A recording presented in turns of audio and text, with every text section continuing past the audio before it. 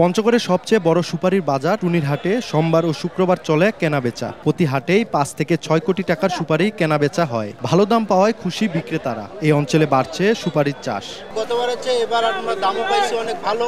১০০ বিঘা সুপারি বাগানে আমার ৫-৬০০ কারণ সুপারি আসে, প্রায় ৩০ লাখ টাকা সুপারি ওই ১০০ বিঘা জমির মধ্যে আসে। অনেক জায়গা থেকে মানুষ আসে সুপারি ক্রয় বিক্রয় করে নিয়ে চলে যায়। এখান থেকে আপনার সারা বাংলাদেশের সুপারি যায়। গেল মৌসুমে প্রতি পণ বা ৮০ পিস সুপারি আকার ভেদে ১৫০ থেকে ৪০০ টাকায় বিক্রি হলেও এবার তা বেড়ে হয়েছে ২৫০ থেকে ৬০০ টাকা। আর প্রতি কাহন অর্থাৎ ১২৮০ পিস সুপারি ২৪০০ থেকে ৬৪০০ টাকায় বিক্রি হলেও বর্তমানে ৪০০০ থেকে ৯৫০০ টাকায় বিক্রি হচ্ছে।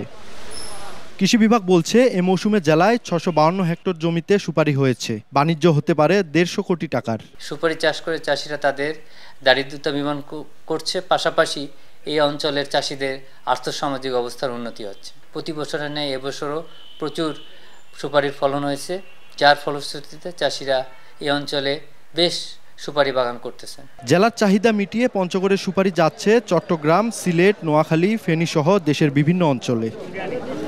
সোহাগ হায়দার, সময় সংবাদ, পঞ্চগড়।